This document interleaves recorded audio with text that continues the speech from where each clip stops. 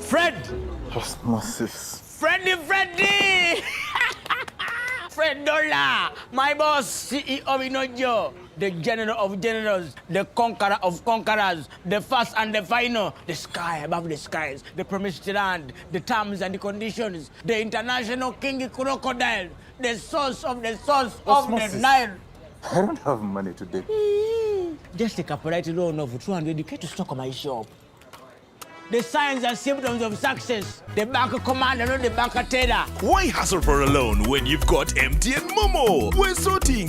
Use the Momo app or dial *165*5# for all quick loans. Choose from the different loan options from our partners and get one that works for you. Together, we're unstoppable.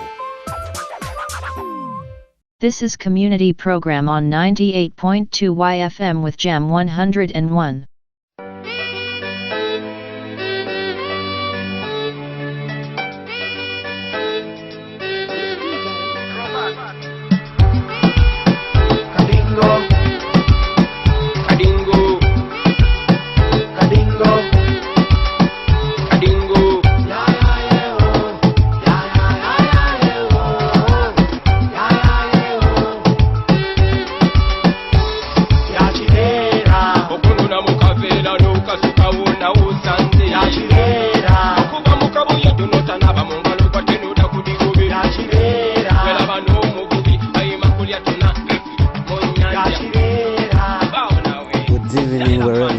Listening from my people out of Bwaise, out of Kansanga, out of Munyonyo. How you guys doing? Yeah, this is YFM, the 98.2. Yeah, the program is Our Environment, and today we shall be looking at the improper disposal of waste, our topic of today. This is Calvin Jamanoan, and this program we always bring it to you every single day from Monday up to Friday, the same time from 5 p.m. up to 6 p.m. Yeah, and you're most welcome to this program, Our Environment, a radio documentary exploring the improper disposal of waste. And let's go straight away to business. To start on, the disposal of waste have been the common problem in most suburb areas of Kampala, like Bwaise, Kamocha, and so on, where individuals dispose of their rubbish, food leftovers carelessly and recklessly, and some even urinate around the surroundings. Today, we focus on why does this happens. Don't they really have enough information about the danger of this? You understand? Like reckless hack. And we shall be hearing from one of the individual who is affected by this, trying to explore on the impacts of improper disposal of waste to our lives and the surroundings. Then what should be done in order to carve down this in our community? Let's start with the story of this individual, a resident of Zambia, who stays in an environment that is affected by the improper disposal of waste, where he explained how this affects him directly and maybe indirectly through the smells around his home and so many. Let's hear from him. I'm by the name Ronald, a resident of Zambia, where the waste management have been a really an issue within the public and our compounds. Waste, if not properly disposed, causes a lot of harm, including the spread of diarrhea, discomfort in the compound, injuries. You might get hurt when you're moving on the compound and accidentally you step on a broken glass which was dropped there by someone. So it's really an issue which we all need to focus on and look up to. So personally, I think we can manage this. We can do this through different ways. One, I think landlords, the landowners, the landladies must emphasize more entirely on bringing enough rubbish bins, enough trash bins in the compound.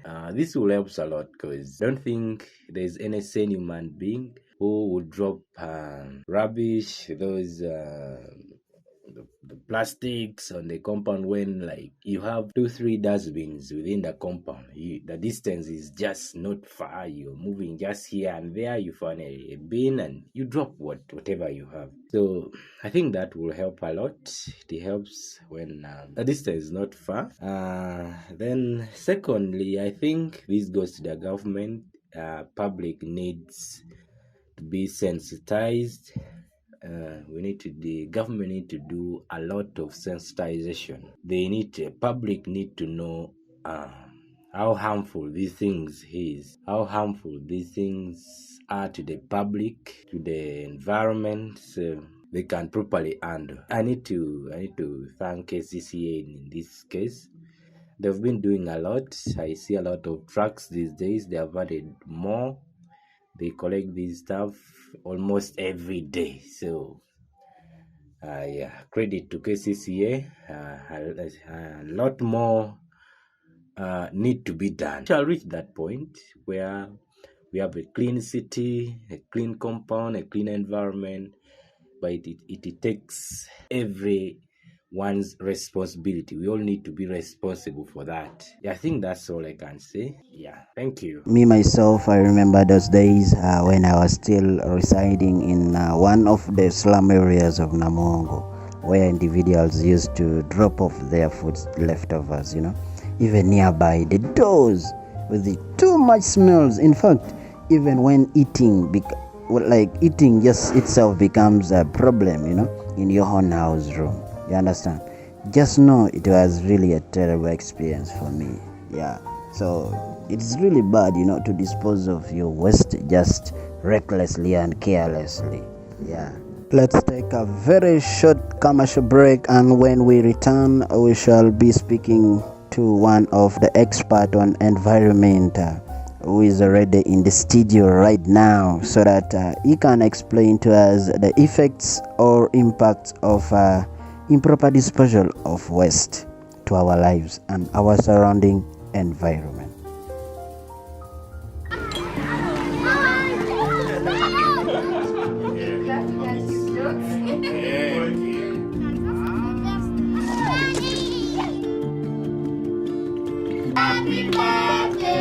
How are you? Fine. What are you doing? Candice, what's that?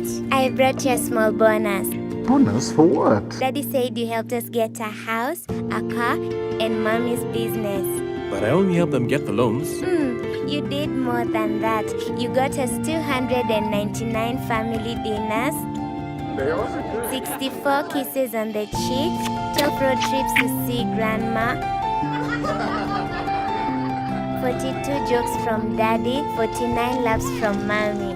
In over 60 years of dealing with numbers, we've learned that the numbers that matter the most to you are the ones that matter the most to us. NCBA Bank. Go for it. You are still with Jam 101 on YFM. Yes, welcome back from that short commercial break. And like I said before, that today we have our guest in the building. One of the experts about the environment right away here. How are you doing, sir? I'm fine, thank you. How are you doing? I'm good. And can you first introduce yourself briefly to our listeners so that they can know, the person we are talking to? By the names of Masla Sowino, I work with Home Cleaning Service, and I'm in charge of marketing and waste management specifically within the company. Thank you so much. That's really so good. So we have heard from him. That means like today we shall be having a clear information from the right person, because he's the guy who, according to our topic of today, we wanted someone at least who deal with the waste management. In line with our topic of today, the waste management, how the improper disposal of waste in our neighboring communities. So going back to our question of the day, our guest. Today we are discussing about the improper disposal of waste, and we wanted to know. Our first question was, why do you think the communities have failed to manage up their waste? Can we blame the landlords or the individuals themselves, according to you as the expert who work with the Home Clean? Yeah, thank you so much. Looking at the question, when we try to digest the question, it is a bit a complex question. Looking at, first of all, it is two-sided question. Why do you think we have failed to manage the waste as a community? Yeah. Then the other side asks, should we put the blame on the community or the landlords? When we look at why people fail to manage waste, there are very many reasons. Yeah. And one of the reasons we can start looking at, you find that the nature of the people, the environment at which people live in. You find that there are some people who are in an environment whereby ideally they don't even know whether waste should be managed also, because to them it is just normal to live with it. You understand? Yeah. So this kind of people, it is quite hard. For instance, when you look at some places like within the suburbs of Kampala, people are living a life whereby if you talk of waste management, it is not understandable to them. It is something which is weird, and yet it is supposed to be managed. So which means the kind of the environment where people come from can also detect exactly what kind of the way they can manage up. And the other thing we can look at. So in other words, you are trying to say like maybe the primitive of other people, how, like how they grew up, they don't understand how they should manage up their waste, right? Exactly. They don't understand how they should manage up their waste. They feel it is a normal thing to live with it. Around them, they can live with it. Then the other thing we can look at is, sometimes we have a challenge whereby even if we don't have a proper place to dispose this waste, you find that, for instance, Calvin, you find that you have a dustbin as a person, and and your dustbin is full. Where are you going to dispose them? There is no specific place that the government has put in that you can go and dispose your waste. Yeah, that's true. You see that? Yeah. So, and the biggest challenge people are having as a community in Uganda here, people live under a deficit budget, whereby you cannot tell someone that you need to go and pick another money to go and bring a company to go and dispose your waste. Yeah, so rather for them, they just look at it. I think because when we look at, I can just leave it, put it in the trench, let the rain come and move, goes with it and all that. Even the government has a hand in it. Because we find that as a person, if I go to the supermarket, they'll be packaging things for me using this waste. And in fact, the caveras are waste, bottles are waste, but just the fact that they're usable waste. Yeah, that's you true. first use it, then now you can dispose it as a waste. So the fact that a cavera is still being manufactured by these companies, it makes it quite hard, because once you use it, you can just you see that. So it becomes a little hard to manage. So one of the things, I think that those are one of the reasons as to why we are failing. Then you can find that let me stop you a little bit. I also remember I did my research about Rwanda. Rwanda specifically, they don't accept these caveras. You understand?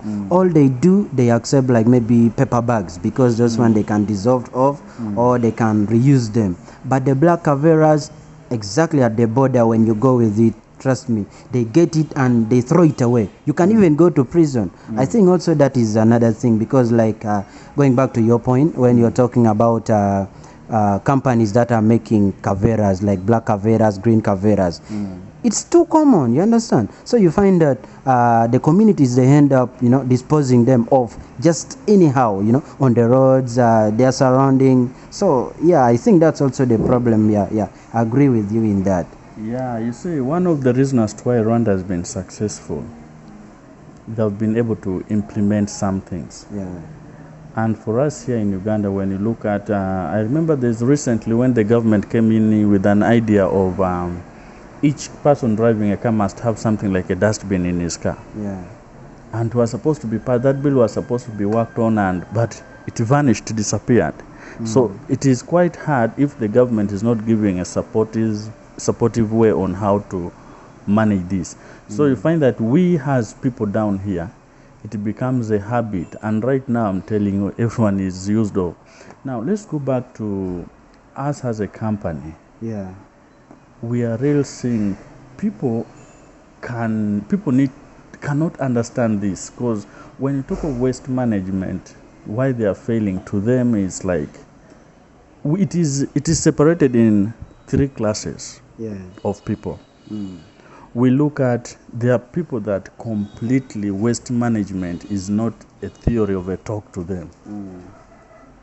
To them, this waste management message comes into those who are the elites, the informal kind of people, the formal kind of people who went to school, people who are working, people who are doing good jobs, people who are living well. That's true. But to a common man down in Soweto, Chirombe, Kanyogoga, and other places, Namongo, down there, these people don't understand this. Because first of all, they are in West. Already. Themselves are living in West. Themselves they're already in West. Yeah. You understand? Yeah, that's true. So to tell him that, them that this is not the right way to live, and then you cannot bring in the right way. Yeah. Because to say this is not the right way, we should first bring in the right way. It is quite impossible, because this is how they are.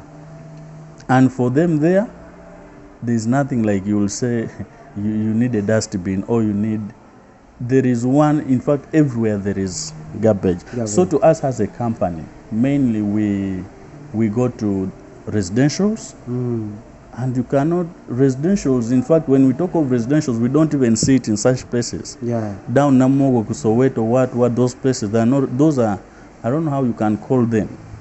It is something like, they're living on their own. So now these people, for us, we go to residentials, people's apartments, hotels, bars, these other places. People are willing to pay at well. The market. Yeah. Now, when you look at a bar, obviously that is a business. Someone has money. When you look at an apartment or a residential, or a residential village, like we talk of Muyenga, we talk of these places like Bugolobi Estate. These are people, all of them. In fact, when you look at it, is almost 90% of them are doing what? Are working. If the 10 are not working, then they are paid by the government, or they are under some organization unit. You see that? And they are earning, or they have businesses. So which means they are able to do what? To manage up that. But for a person who is down there, first of all, his own budget cannot allow him to pick 2,000 off it. You see just that? To take off his just rubbish. To take his rubbish. So he will just wait for the most opportune time when it is raining and there is flooding in the line, and drops it there. These people don't even have toilets. You understand? That's very bad. This is the kind of life these people are living there. They don't even have toilets. And so I think there we have to blame the landlords, because you as the landlord, why don't you provide, toilets for your tenants? Now, you see, you cannot put only blame on the landlord. Let me give you a reference. When you look at a place called Kanyogoga in Namuongo, or Soweto in Namuongo, these are places that it is filled with water, but people just make some temporary shelter where they live in. So how will you dig in the latrines? Even if you talk of the toilets, a landlord in such places cannot afford to use 100 million to build a house, because the house is there, it is at 70, 80, what you look at that cost, 150. So it is, you need only where to put your head. The rest of the necessities, you'll manage it yourself. You see that? Yeah. So those are some of the reasons. So people use caveras and all that. So we can't even blame like maybe the tenants themselves or the landlords. Yeah, landlords have roles to play. Yeah. Because as a landlord, when we talk of, like, remember what I told you, that these people, there are three types of communities. Now, I think this one we should not talk much about them, because theirs is, it is, let's look at this kind of people whereby they have the potential to afford this. You see that? Now, that is whereby we can say if a landlord is not able to guide the tenant, because there are some, we call it a guideline. Yeah. You as a tenant, when you come in, the landlord has to give you to tell you how things move in that place. This place, we have a toilet, we have a bathroom, all are outside, and you have to do A, B, C, D. Yeah. So if those guidelines are not given by the landlord to the tenants, you realize that tomorrow you'll have a problem, because for me, I'll continue with my own habit. Maybe the landlord should also be now providing a big dustbin. Yeah. Whereby you say it is like, if you're having an estate, you get one big, like this one, like that KCC is always putting around. Everyone will always drop so their whoever trash. is a tenant within that place knows that I must dump it here. That's true. Then it is within the responsibility of the landlord to pull it off, using us now, the companies. Yeah. We come in and remove it, and then the landlord is the one to sort the payment issue. Yeah. But still, when you leave the payment issue to the tenants,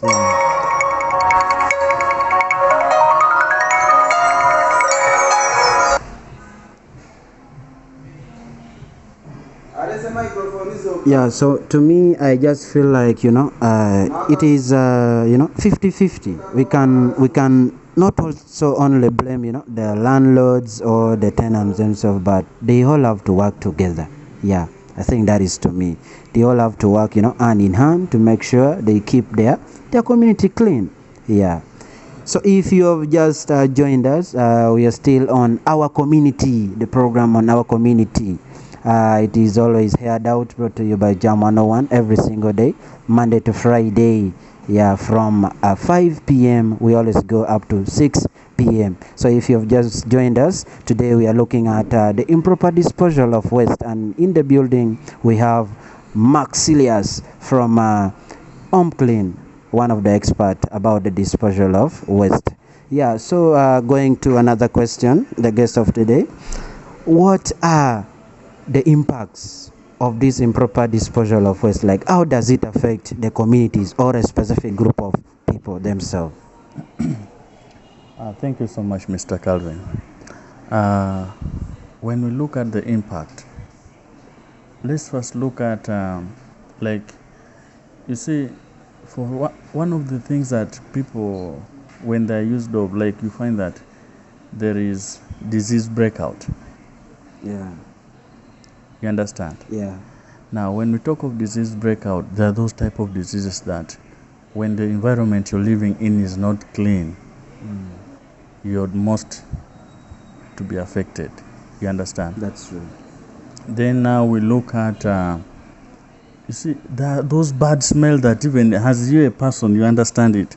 If you're like, maybe you cooked food and the same food of yesterday is still there around you, and you're now making another one. You have spent 3 days, you swept the house, and there are those dirty stuff, that smell that will be coming around you. You look at that. Those are common factors that we even know it very well. That now when you look at in a more complex way, like if it is a community, like for us here in Kampala, Kampala is known for being a dirty city, unclean city. That's true. Because of how we dispose our wastes. Yeah.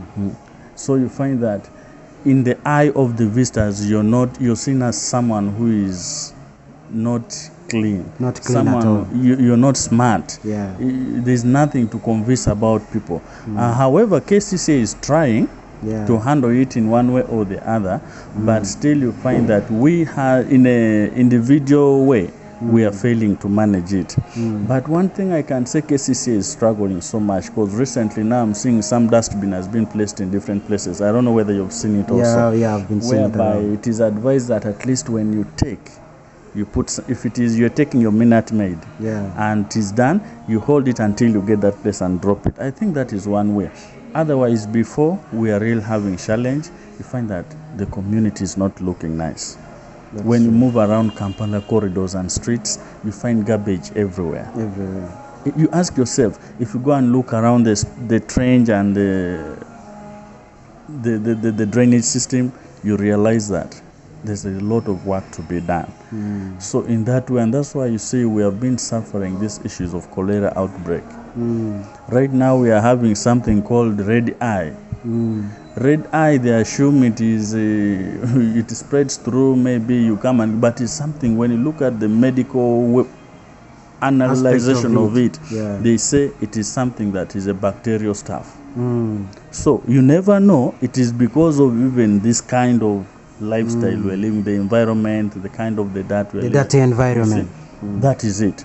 So you find that the effect of this is a bit too much. And to us, as if it is a city like now Kampala, it is really not looking nice because it brings bad impression to the visitors. Who come in to check around our places. Then also in a personal health, as a person, it is not good. Because all this, when you look at it, Calvin,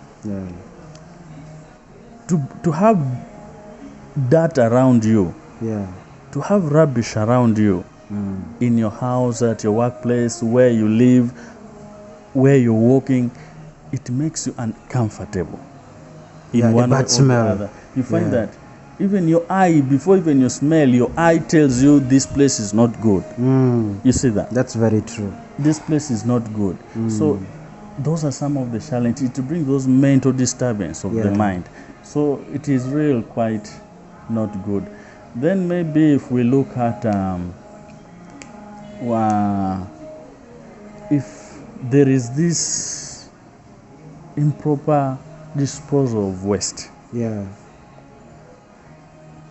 I think, to me, it also brings in, the government comes in a way that you're looked at as people who are not effective in terms of their work. You're not serious. You're not serious. Because as a government, they have a role to play. Yes, we also have a role, but we cannot come in because we do things by the law. You see that? What the law says is what we go by. If the law is giving us a green light to go and do some other things, then we do. Like there is a contract come for us to come and manage this. Like now we have this contract to manage the waste. That is good. But the government has also to come and start now making people to know that no, this and this should be done like this. You understand? So that we avoid this issue of having unclean city, unclean community, unclean environment, and all those kind of things. I think probably those are some of the things that we can have. Thank you so much. And so what do you think, like, the government should do to calm down, you know, like the solution to this improper disposal of waste, like in all aspects? Maybe the tenants themselves, and the landlords, or even the government at large. Like, what should be done in order to calm down, you know, this improper disposal of waste? One of the things the government should do, to allocate a place where this waste can be dumped. You understand? Secondly, the government should carry out a comprehensive training through social media, through radio stations, through newspapers, to the people to understand the disadvantages of dumping this rubbish. Because if you tell me don't do this and I don't know what's the effect of me doing it, then I will not stop it. But if I get to understand what it can cause to me, then definitely I may buy the idea and stop doing it. You see that? So the government should start teaching the community that, guys, this and this should be like this. Then another thing the government can do is to put in the laws. Let these laws be implemented. Yeah. In that way, we as a company also, we are able to get work, because if someone knows that the rubbish should be dumped in a certain point, definitely we to come and pick it and take it somewhere, we shall be given the work. You see that? That's very true. So you find that the government should give that, put in the laws to guide the people, and also the leaders should work hand in hand to follow up whether these laws are implemented. Now, when we come into the landlords, Yeah. the landlords should also, before you you bring in someone into your house, make sure you have this thing. If it is a rubbish pit, a dustbin, and even toilets should be there, all these necessities should be there. Providing them for the tenants. Providing them for the tenant in a way that when someone comes in, knows where to put these things. That's And very you as a true. landlord, you know when to come and pick them. That's very true. You see that? Yeah. In that way, we shall be able to manage it, and we shall be able to control it. Now, when the law is being placed in and you're found like moving around, you see in Rwanda, like you gave the reference last time, Yeah. when you're caught disposing just anything like that, like rubbish, just a bottle, even a maize cob, Yeah. It's against the law. is against the law, you'll be arrested, Yeah. put behind bars, and you'll face trials, and you may end up in jail, or you pay some cost.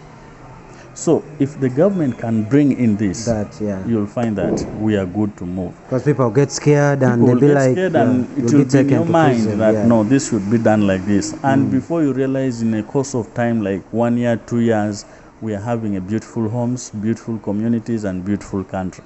That's true. Yeah. All right, thank you so much. That has been our guest for the day.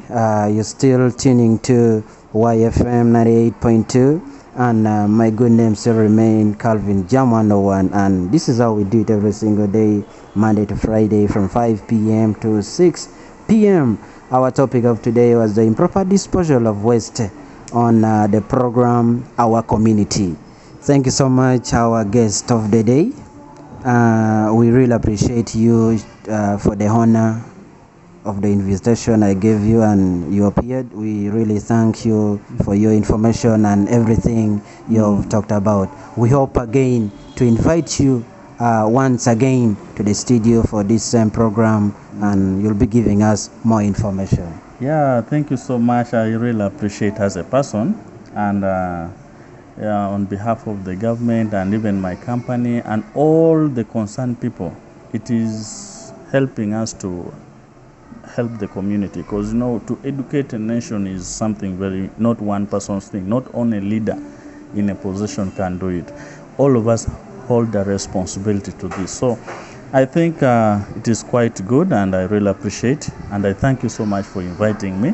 At least as a company, we are honored, and I'm also more grateful for it. So thank you so much. Have a blessed day.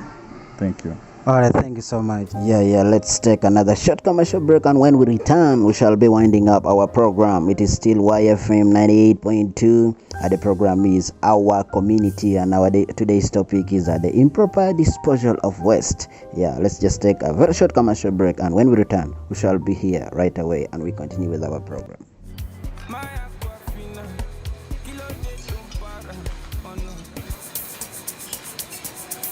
Cheers to friends who push us to be better.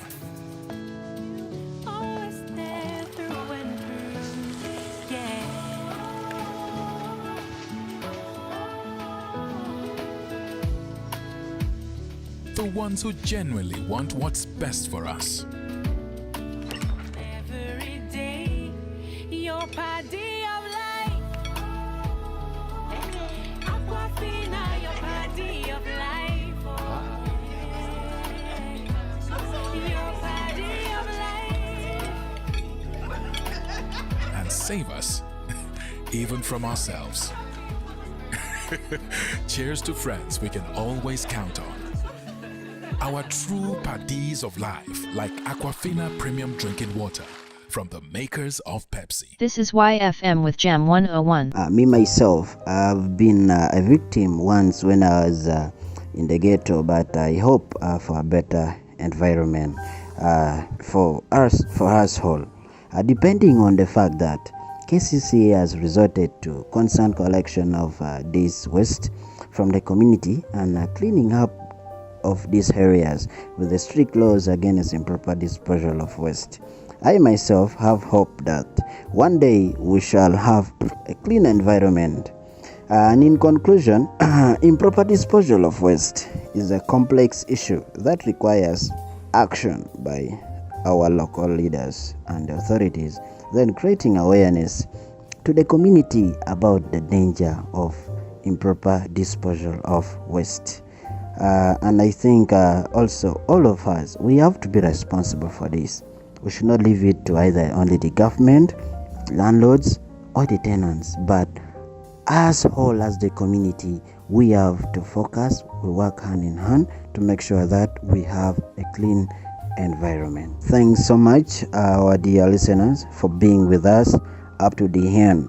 This is our environment documentary program that we bring to you every single day, Monday to Friday from 5 to 6 p.m.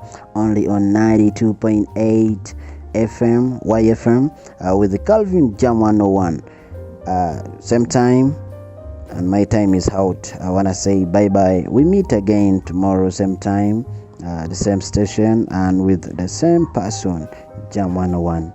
I sign out as I leave you with this song coming up from Michael Jackson, saying "The Earth," coming up from Michael Jackson.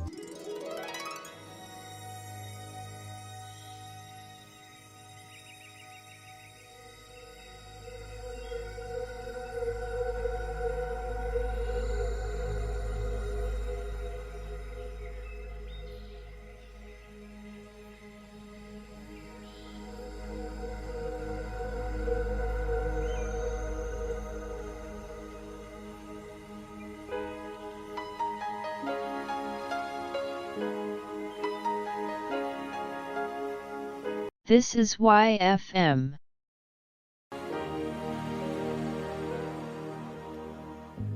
What about sunrise? What about rain? What about all the things that you said we were to gain? What about killing fears? Is there a time? What about all the things that you said was yours and mine? Did you ever stop to notice all the blood we've shed before? Did you ever stop to notice this crying earth, this weeping shore?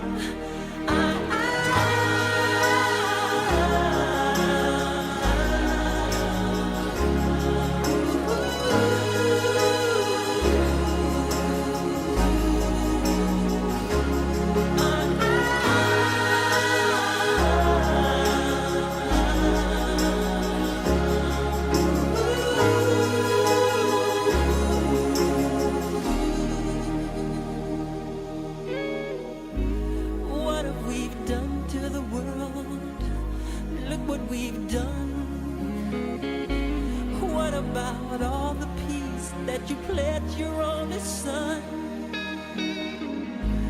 What about flowering fields? Is there a time?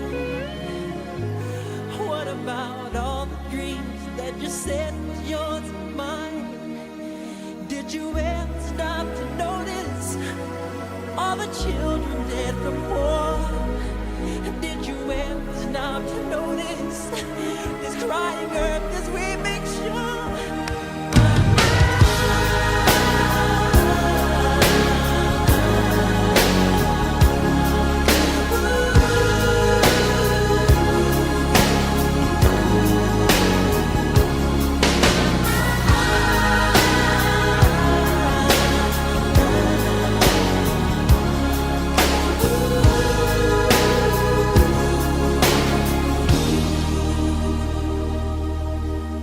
I used to